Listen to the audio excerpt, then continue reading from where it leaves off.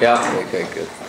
So Professor covered a lot of material earlier, all the way from credit unions, the new synonym for what might become of banks, through to US defaults and the quantity theory of money. So questions and comments? I would like to add something. Okay. Before the question. Right. Okay. I want to say something more about Milton Friedman. He and Anna Schwartz, I think Anna Schwartz is still alive. Milton Friedman died about 4 or 5 years ago, but Anna Schwartz, 96 or something, two together wrote this very famous book, The Monetary History of the United States from 1867 to 1960. No competition to Benjamin Anderson's book, which they are comparable because they are both talking about monetary history of the United States. The aim of Anderson is much more modest. Anyhow, in this book, Milton Friedman and Anna Schwartz say that gold was nationalized by Roosevelt in 1933 in order to capture profits for the government that were to accrue to the holders of gold. The government didn't want people to benefit from it. They wanted to capture these profits, so they had to nationalize gold, even though it was unconstitutional, because the Constitution says you cannot take property away from people without due processes.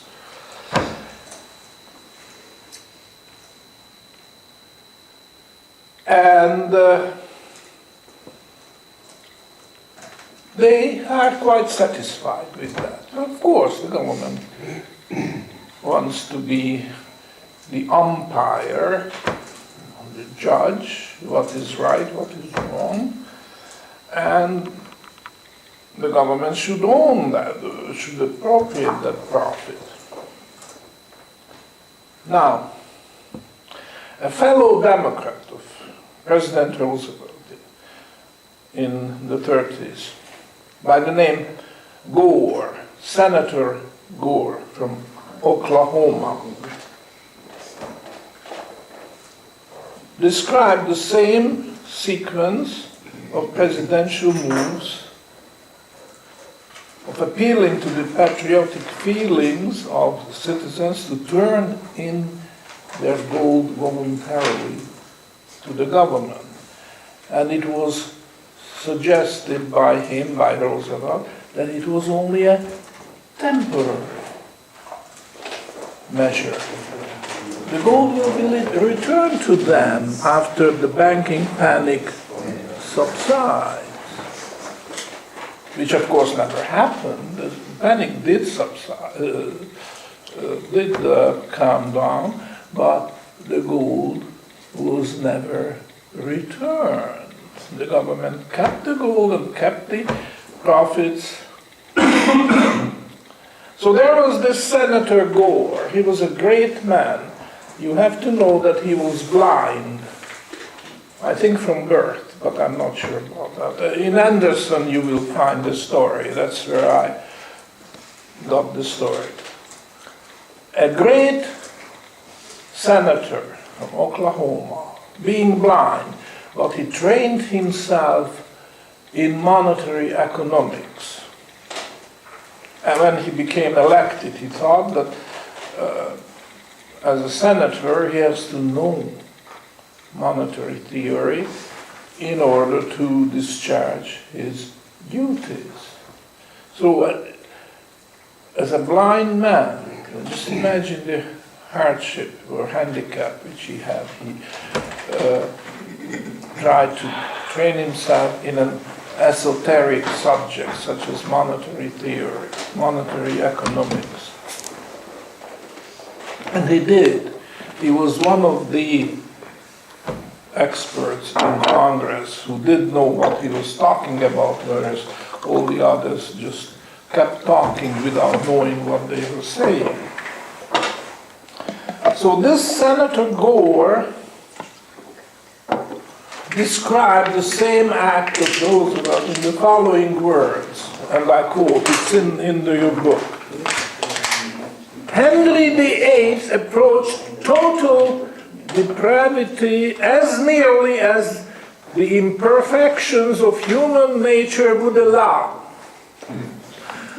But the vilest thing that Henry ever did was to debase the coin of the realm.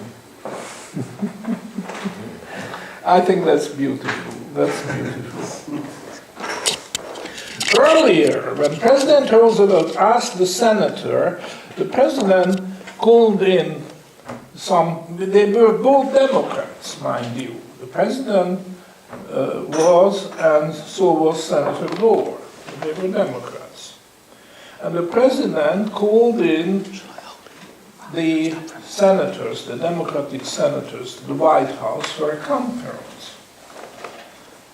And then he asked the question for their opinion about the measures he took to save the country from the banking panic. I'm sorry.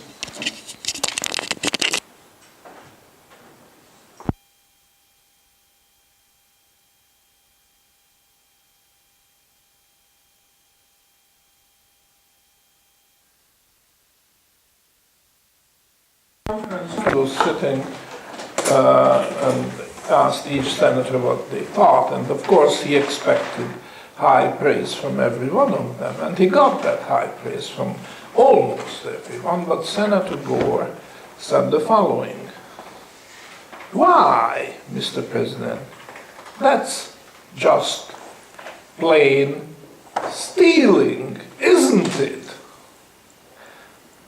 Well, this is reported in Benjamin Anderson's Economics and the Public Welfare. It also part of the story that the next time when Gore had to stand for re-election, the president took care of it that he will be defeated in the primaries. And he never got elected again due to this criticism of the president. But in those days, this could happen. There were still upright people in the Congress. Now, today, still are some. I would consider Ron Paul of Texas as an upright politician, but of course, he ran for the Senate several times and never made it. And now he's too old, and probably he will not be able to run. They say that he is grooming his son to become a politician, and I think his son was elected to the Senate. In, I think, Virginia, his son is a senator. Rand Paul. Now what about this fellow from Indiana, I think, Pence? You heard his name? Pence? The governor? The governor or senator? I think congressman in the House. Never heard his name? Well, make a mental note that you want to know who Pence is, because he seems to be, and he's an upcoming star, according to the rumor mills. And he is convinced that gold has to play a role in order to stabilize the situation. That's the extent of my knowledge, and I would have liked to find out more about him, but from this distance it's difficult. That depends which role. That depends which role it will. Depends on? On which role it will play. I don't know anymore. I wish I did. Okay, now please continue. You had a question and I brushed it aside because I like to present my... That was not a question, I just remarked that I can understand why Japan didn't say ouch when they got this stealing. That's because at the end of the Second World War, they declared that they were not in a financial position to pay remedy for the damage they did. They weren't in the position to do what? To pay remedy. Remedy? What's that? Like reparations. Oh, reparation, okay. For the damage they did during the Second World War. Though they were looting around the whole Far East, and they had a tremendous money at the end of the war. Well, These were the Americans who were backing him in this. I'm very sorry, I don't see it that way at all. I mean, your question assumes that Japan is the only guilty party in the story how World War got started. And it ignores the provocation which was going on against Japan. There was a blockade, the United States tried to block Japan's access to resources. That can be true, but... Well, I haven't finished, I'm sorry. I allowed you to finish what you had to say.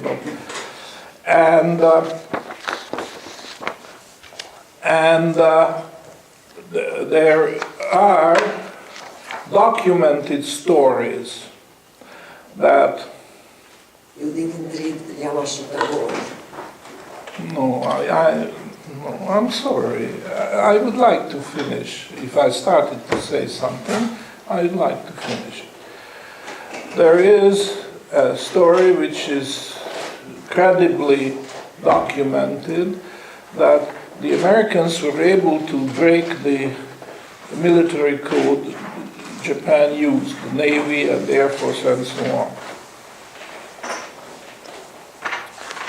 And the story of the Pearl Harbor disaster, when the Japanese attacked Pearl Harbor and bombed it and destroyed the American fleet, which was anchored in Hawaii.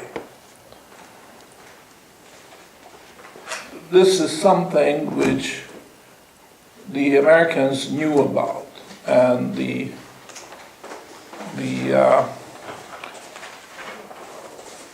report was given to the president, and the president, that's Roosevelt, and he ordered the story to be suppressed, which was not going to be acted upon. He wanted Japan to destroy the fleet, to give the public sufficient reason to be upset, and then the war could be declared. He wanted the war. This is documented now. Perhaps it's distorted or whatever, but the fact is that a lot of young American servicemen died because it was convenient for the president to whip the people into frenzy over this atrocious act of attacking, Now, but before that, you see, Roosevelt had a problem. He wanted to join the war very badly. The war was going on already. The year is 1942, December the 8th, I think. And the war was already in its third year. And there was one reason why the president could not join the war. And the reason was that he didn't have the votes in the House. Because according to the Constitution, only Congress can declare war. The president cannot. The age of kings declaring war and having their pet wars here, pet wars there, it's over. That's why America was born as a republic. No king, no president can declare war.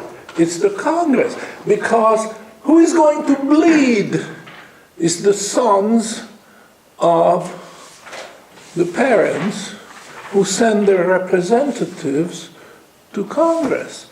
And if these congressmen have to stand for re-election within 2 years, and the people don't like the war, then they won't be re-elected. As simple as that. And the president did not have the votes in Congress. If he proposed declaration of war against Japan or Germany or whoever else, would have been rejected. America was, as far as the population is concerned, up here with wars, with World War I, and the futility of shedding blood on European soil for no real purpose. Because when America made the proposal of the famous 14 points of Wilson at the peace conference, he was just laughed out of court. What the hell, you better keep quiet. This is our business. This is Europe. This is not America. We do business the way we want. And then they just went on and dictated the peace. Now, so Wilson had to go home, and the peace treaty of Versailles was it ever ratified by America? I forget. I'm no expert on this. But one thing is sure, the League of Nations was not. And the United States never joined the League of Nations, which was a creature of the Versailles Peace Conference. Now, what is a fact is that not America, but Roosevelt wanted to join the war badly. But he knew the votes weren't there. Not only Congress would oppose, but people. People were fed up. This is America. Now, we are different. We did not come overseas, and our ancestors didn't come here because we wanted to continue the old dirty game of kings. And so let them finish their business. So the country had to be whipped into action. And for that purpose, I'm not making a case for Japan, please understand. Japan had all kinds of atrocities and invaded China and did lots and lots of dirty things.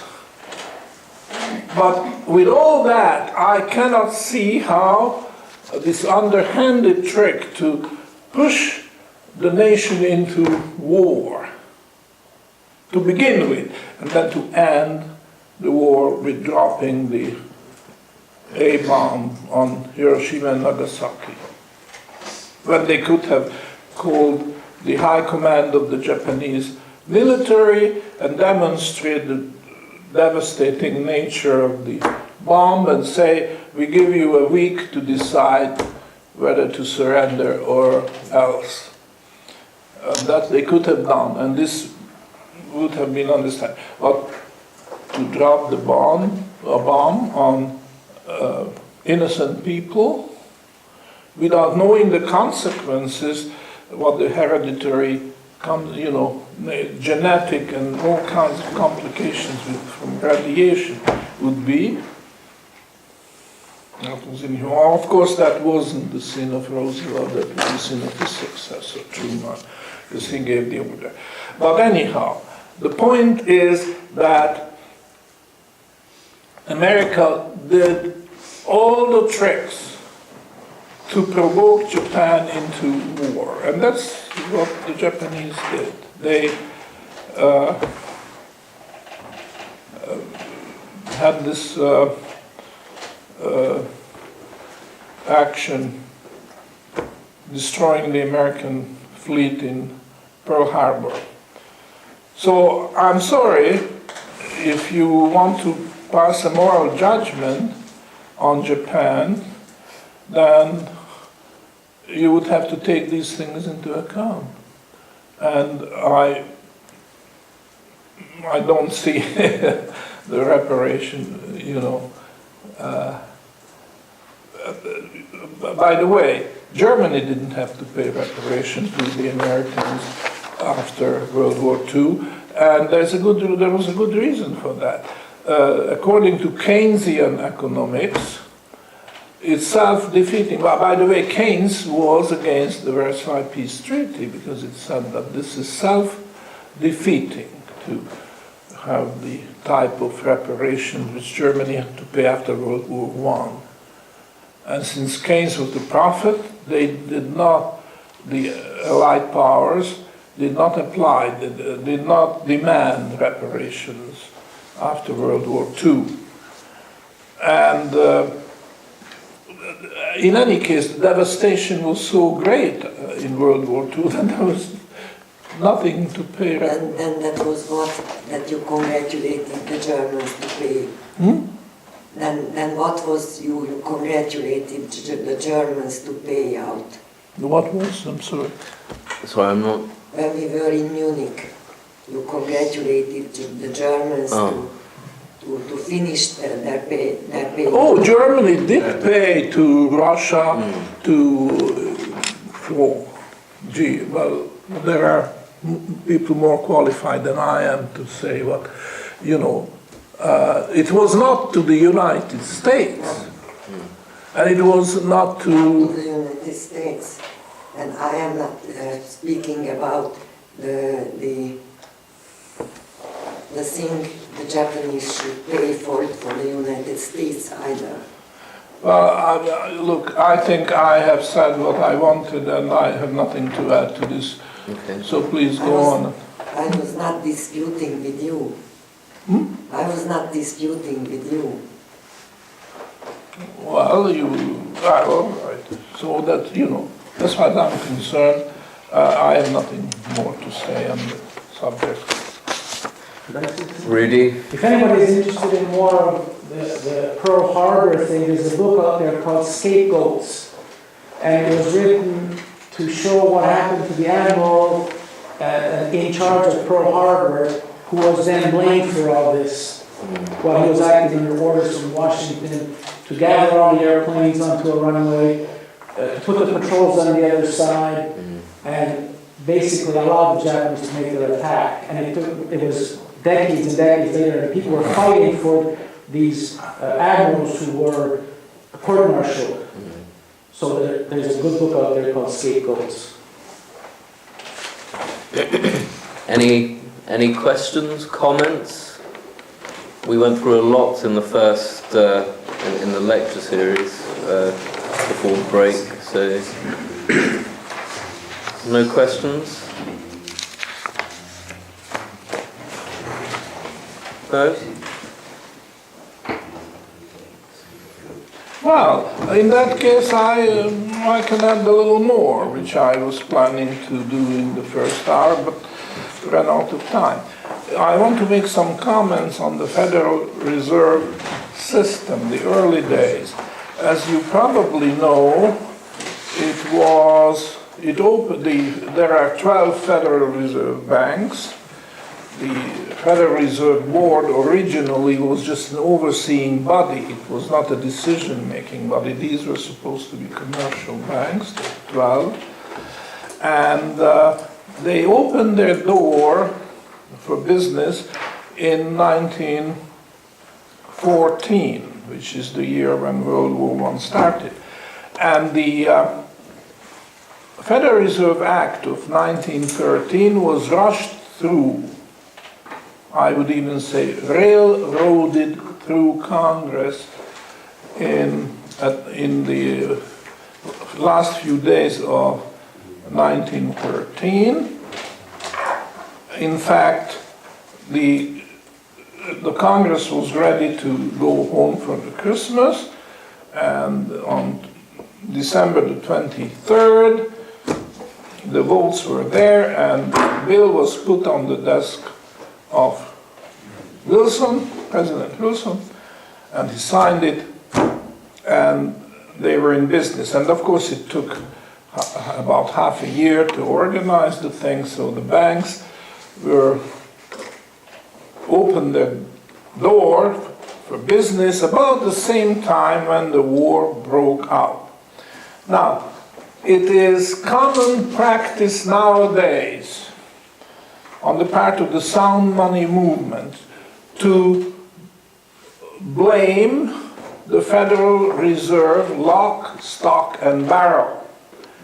And I am not one who joins this crowd for the following reason. The document itself, which is the Federal Reserve Act of 1913, is not a perfect document. There are many problems with it, but basically it is not beyond repair. Basically, it is a document which prescribes the central bank to act as a commercial bank. So in other words, it is solidly on the basis of the real bills doctrine of Adam Smith. And believe me, I've gone through it and I looked at it and tried to argue with myself and others, and I found that the opposition to the Federal Reserve Act of 1913 is basically because it embraces the real bills doctrine as opposed to the quantity theory of money. And people nowadays find it fashionable to dismiss the real bills doctrine out of hand. So they dismiss the Act, Federal Reserve Act of 1913 as well. Well, I think it's a mistake. And by the way, they also question or even besmirch the credentials of a guy from Germany by the name of Paul Warburg. He was a Jewish banker who he and brothers and maybe other relatives went to the United States and made a career there. And when the time came to introduce a reform after the panic of 1907, he joined that commission or group which was to thresh out the problem and make a proposal on the basis of which the Federal Reserve was created. And all Paul Warburg did was he more or less copied the structure of the Reichsbank of Germany, of Imperial Germany, which was strictly on the basis of Adam Smith's real bills doctrine. The banking system had to be a commercial bank, and its assets were to be restricted to real bills, to the exclusion of treasury bills, accommodation bills, anticipation bills, and all the others. And it worked in Germany. It worked beautifully. It financed the big German industries and created an incredible prosperity in Germany, which took place in that period between the Franco-Prussian wars and the outbreak of World War I. And I think Paul Warburg was an honest man. He did, to the best of his ability, what was supposed to be done. And the Federal Reserve banks were fashioned on that model. And the model was good, There were blemishes, but that could have been taken care of. It's a tragedy, an absolute historical tragedy, that the war broke out about the same time when the Federal Reserve banks opened their door for business. Because rather than becoming a commercial bank based on the real bill, it became an engine to finance World War I. Remember, the United States was a neutral country between 1914 and 1917, but it was not neutral as far as finance was concerned, because the United States, especially because of the money-creating power of the Federal Reserve, immediately got involved in financing the war in Europe on the side of the Allied powers. Immediately, from day one. They couldn't care less about real bills, about self-liquidating credit or what. They just monetized against the law. It was illegal, according to Federal Reserve Act of 1913, to monetize government bonds, but they did. And the money was used through intermediaries to finance the war in Europe. I mean, people like Ford, Henry Ford, predicted that the war will last a few months and then the government will run out of money, gold that is, and when this happens, that's the end of war. They have to make peace, as simple as that. And of course he forgot that there was the Federal Reserve which could keep the war going to the bitter end. And that's what happened. And what the Federal Reserve Act of 1913 did was to prescribe a heavy penalty to an ordinary commercial bank, or Federal Reserve Bank, which allowed government bonds as collateral for extending credit. It had to be real bills. It's written in the law. You can check it. Go and read it. It had to be real bills. And if the Federal Reserve Bank was short of real bills, made up the difference with government bonds, then a progressive and very heavy penalty was imposed on the bank, which forced the bank to go back and increase its inventory of portfolio of real bills and bring down the other. It's not that they were forbidden to have government bonds and government paper in their portfolio, but as far as the credit, the outstanding was concerned, which is Federal Reserve notes and Federal Reserve deposits, it had to be real bills, nothing else. Actually, 40% gold, cash gold, gold coins or gold in other forms, and 60% at the outside. In other words, it could not fall below that. And the rest, real bills. That's according to the Federal Reserve Act of 1913. And if the real bills were not there, then the penalty came. Now, one trouble with the Federal Reserve Act of 1913 was that the enforcement was entrusted on the Treasury. So, in other words, the Treasury was going to levy the penalty. But if the Treasury forgot to levy it, well, too bad. And that's exactly what happened. From the Treasury's point of view, it was a wonderful thing that Treasury bills could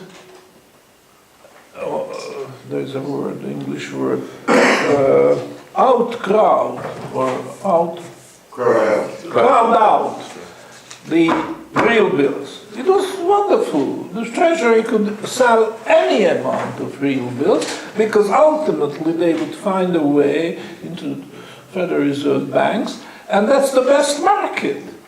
No, the Treasury was not crazy to destroy its best market for its own product. So to hell with the penalty. The important thing is that the Treasury bills and bonds and what else will find their markets. If the big market will not buy them, too bad. But there's a cozy place waiting for these bills in the Federal Reserve Bank portfolios. As simple as that.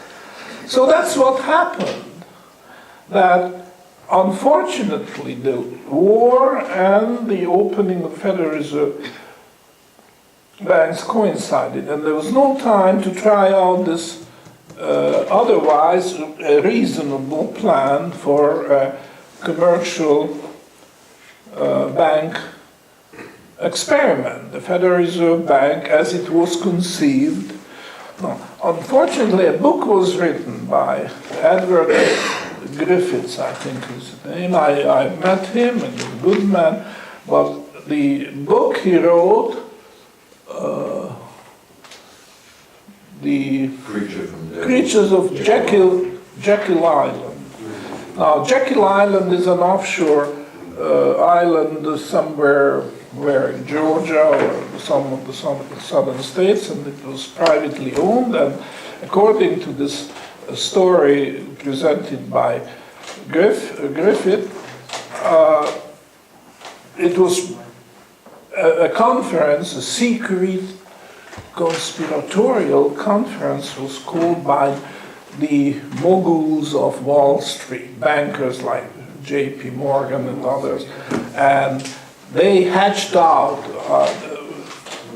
the year was 1907 or something, hatched out a plan to have this Federal Reserve System created stealthily, surreptitiously, and imposing it on the nation against the interest of the people. That's a fable as far as I'm concerned. I don't think that was the case. I'm not saying that that conference never took place, but it's very doubtful that that was the only important thing, and whatever they decided there happened because they were powerful and wealthy and all that. I think this proposal to create the Federal Reserve System went through the proper channels, and it was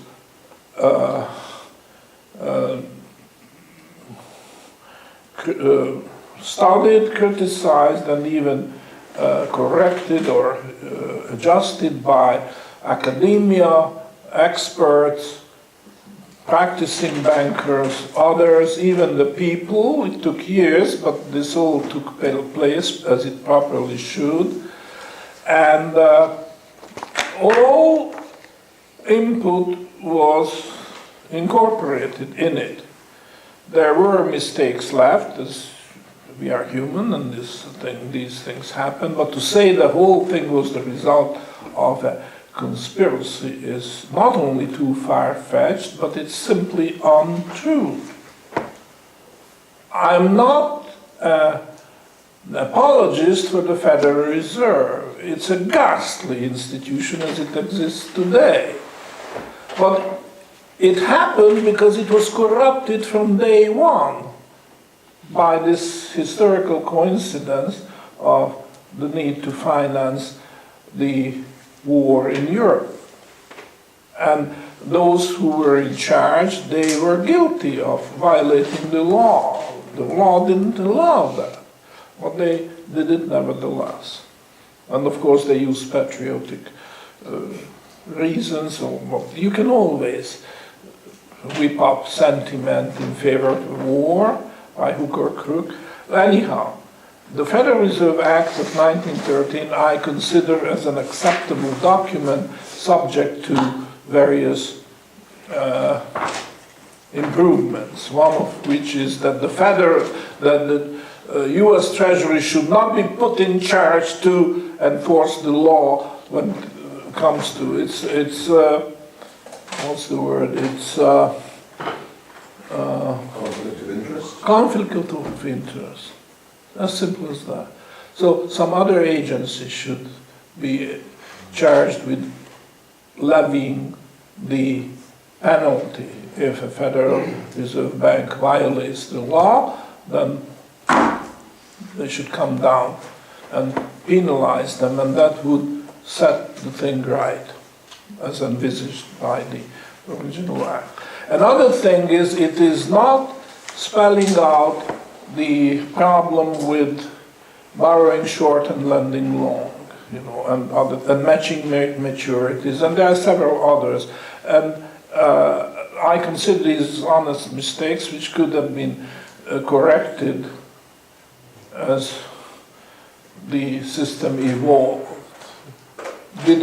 Had it had a chance to be implemented properly, which it never was. But the big trouble came after the war,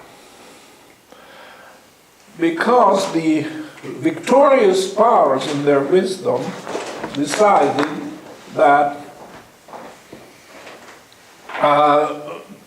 they should go back to the gold standard. That wasn't the issue that they didn't want to. They did want to go back to it, but without the real bill system, which of course was the basis of the Federal Reserve system should have worked. But for various reasons, one of which I tried to explain, that may not be the only one, and you might think of others, but it never happened. They dismissed the idea of multilateral trade, they wanted bilateral, and therefore, after the war, the Federal Reserve didn't act as a commercial bank, but it acted as a government bank subject to the whims and fancies of the politicians. So there it was in the 1920s. There were several bubbles. Bubble number one was the bond market bubble, which burst in 1921. What happened was that the market in U.S. Treasury bonds collapsed. This is not easy to find, but Benjamin Anderson will tell you the full story in his book. If you read Friedman and Anna Schwartz, you won't find it. And none of the textbooks used at universities will tell you the story. But the story is that the bond market in US Treasury bonds collapsed in 1921, which immediately sent up the interest rate. In those days, 6%, 7% was unheard of, but that's what happened. And the price collapsed. And this took the individual banks outside the Federal Reserve by surprise, because they couldn't balance the books anymore. They carried a lot of treasury paper on their balance sheet, and it created a hole in the balance sheet. They had the liabilities, but they couldn't match it with valid assets. So these bankers didn't know. They were honest people in those days. Bankers, by and large, were honest. I mean, ordinary commercial banks. bankers. But they didn't understand what's happening. That was considered their best assets, US Treasury paper. And now they have this big hole in their balance sheet, outstanding liabilities without the proper assets. So what happened? Well, they invented what today they call open market operations. The idea is very simple. The idea is that the Federal Reserve has to go to the open market and buy US Treasury paper, bonds, notes, bills, and thereby raising the price, pushing down interest rates, and use them as collateral against Federal Reserve credit, that is, Federal Reserve notes, Federal Reserve deposits. To hell with the Federal Reserve Act of 1930. Who is interested? It's an old hat, completely out of sync with modern thoughts, you see. Why not repeal the act? No, that would create all kinds of uncertainty in the market. And it's not a good idea. Just do it quietly as a little housekeeping change, which after all, every once in a while, every household has to make. And then people will take it. They don't know they don't understand the Federal Reserve Act. And if experts make noises, we just have to quietly retire them or bribe them or blackmail them or whatever. You have to silence them. And that's exactly what they did. They illegally created this situation which put the whole thing upside down. It was supposed to be a commercial paper based banking system with self-liquidating credit, these real bills. And then they surreptitiously replaced the assets which the Federal Reserve Bank had with government paper.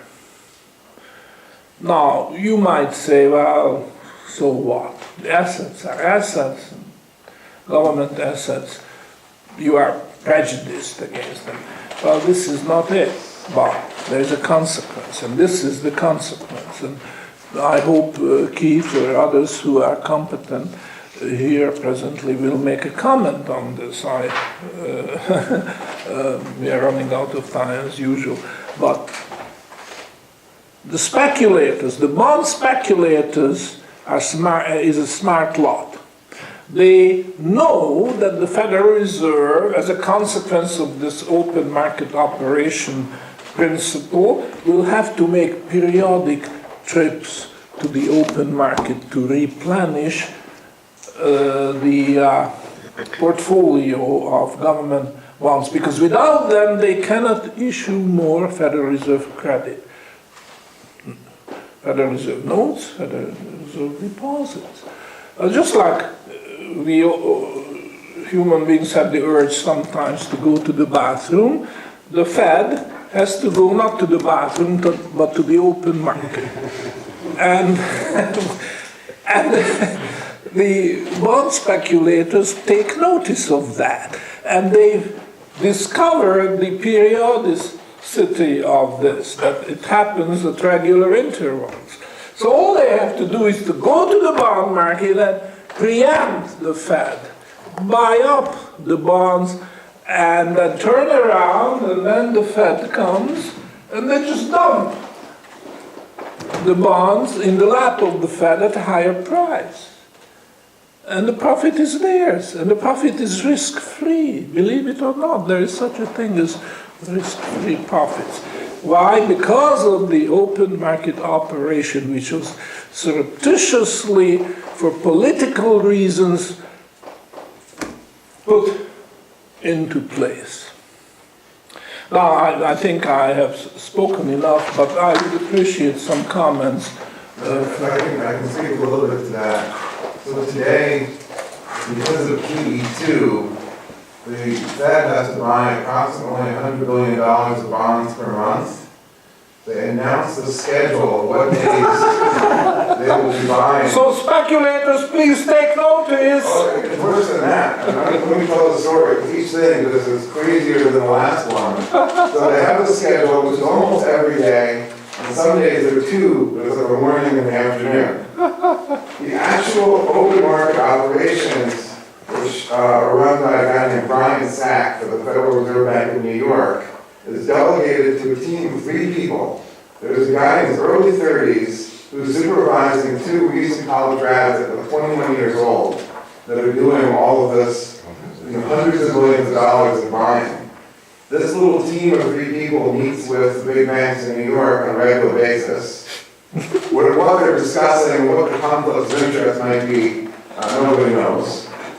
There's a website called zerohedge.com that is running predictions as to what bonds the Federal Reserve is going to buy. And they have a prediction rate of better than 85%. The latest scandal that they're exposing is even worse than what you just said, how the dealers can front run the Fed and they buy it. Not only, first of all, the time horizon has shrunk. The Fed is now monetizing bonds that the dealers bought a week or 2 weeks ago. That's how obvious it's become. And what Zero Hedge has done is they've analyzed all of the recent, the term is called QSIP, when they actually, each bond has a number. They've analyzed the QSIPs to see which ones are trading at a slight discount and which ones are trading at a slight premium. The best deal for taxpayers would be, of course, the ones that are cheap.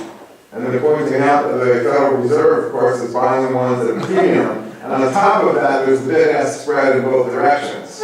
So this is an operation to give money to the big banks, is what this is. And they're very successful at doing that. And to testify to the truth of the story, this was all published by the New York Times. It's there, you find it there, this story, that these 3 junior guys with absolute lack of experience. Oh, then the caption on the Zero Hedge, I think, was caption in, and they said, these people don't even have a Bloomberg terminal. So how they're even knowing what the prices are supposed to be is somewhat of a mystery. I don't understand why the New York Times would touch that story, because it doesn't happen very often. And it completely discredits, but of course most people just don't read this because it's esoteric or they don't care. But it's on record, it's in the New York Times, and there are follow-up stories. It's absolutely incredible. And then no comment as far as university departments of economics or monetary science is concerned. No comment. They are not going to get involved in a discussion whether this is right or wrong or proper or improper or criminal or not. They are not going to get involved. And you could not provoke them into a discussion. You couldn't. I tried, believe me. I talked to several, especially when I was in San Francisco. Sandeep was there too. I had the opportunity to talk to university economists, and I said, well, look, this is check kiting. It's the same, except that it's done by the government. So if it's illegal for private companies and private individuals, why should we allow? It's a Ponzi scheme, and Madoff did say something. It's also illegal in the U.S. for the Federal Reserve to buy directly from the Treasury. They can't go to the Treasury auction and buy it. So it's somewhat of a scandal that the banks are buying it, and a week later, the Fed is buying it off the banks. Yeah. So, you know, what's the point of all this? But my personal theory is they're running such a huge deficit, the Treasury is, that without this quantitative easing, how could they possibly find a market for that much paper? Yeah. Without the Fed there to monetize it. Yeah. So I think, and that may be why the economics departments don't want to comment, because they all support quantitative easing, you know, because they all support the fiscal stimulus Yeah. of running a $1.7 trillion deficit. Yeah. Well, how are you going to run that deficit without the Fed to monetize it? Yeah. Now, please do understand this, that the Fed is still not allowed to create money out of the thin air. What happens is the Fed has to own government bonds Right. outright. Not print one, but own one. They cannot, they don't have the right to print Federal Reserve notes based on thin air. They've got to own outright the Treasury bond, and the Treasury is not supposed to sneak these bonds into the portfolio of the Fed. They just have to have it as an investment, owned outright. Now, when they have this and they want to issue Federal Reserve notes, they take these bonds owned outright to somebody who's called a Federal Reserve agent. And this Federal Reserve agent is not an employee of the Fed, it's an employee of the US government. And they have to put this down as collateral. And then the Federal Reserve agent gives them the green light to go ahead and print the Federal Reserve notes or create deposits, create Federal Reserve credit only after this is put down, deposited with the Federal Reserve agent. And I doubt it, but I have no means to check on this. I doubt that they have Treasury paper owned outright, unless the Treasury sneaks into their portfolio these things.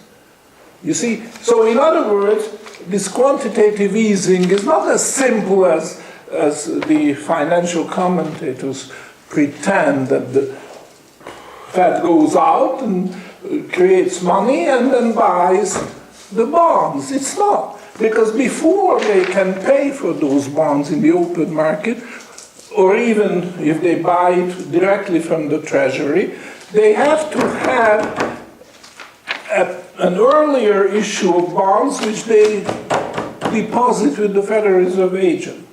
Only then are they able to create the credit with which they can buy new bonds from the market or from the Treasury directly. By the way, the Federal Reserve Act does not allow them to go to the Treasury and buy it directly.